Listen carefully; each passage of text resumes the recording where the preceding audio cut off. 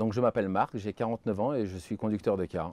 Alors mon métier consiste principalement en transport de personnes, scolaire, transport scolaire, voyage linguistique et voyage touristique d'individuels ou de groupes. Alors les journées types, elles varient en fonction de l'activité et du service sur lequel on est affecté. Mais en règle générale, voilà, ça se passe toujours par la prise en charge du véhicule le matin avec le contrôle.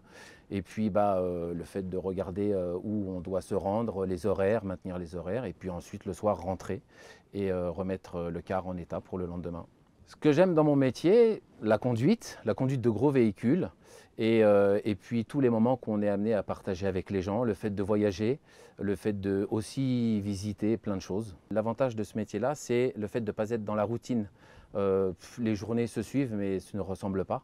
Et du coup, c'est toujours sympa de pouvoir se réadapter, se réorganiser. Les qualités requises sont la ponctualité et puis aussi le fait d'être bienveillant avec les gens, pouvoir s'adapter en fonction des aléas de la route. Alors les diplômes pour exercer ce métier, il faut la catégorie D du permis de conduire et passer un titre professionnel. C'est une formation sur 3 mois. Pendant ces 3 mois de formation, on a déjà toute la formation à la conduite et la FIMO, ça consiste à apprendre toute la réglementation européenne sur le transport de personnes, de voyageurs.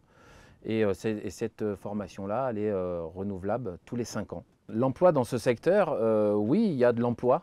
Après, il faut aussi parfois accepter des temps partiels parce que souvent les entreprises offrent des temps partiels dans un premier temps et les temps complets sont parfois délivrés mais un peu plus tard.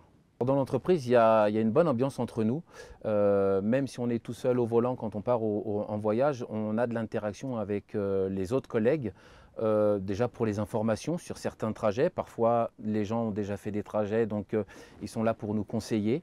Et puis l'interaction, elle se fait aussi par le biais du nettoyage à la fin. Parce que quand je vais ramener un car et que je vais le nettoyer, ce n'est pas forcément moi qui vais le reprendre derrière.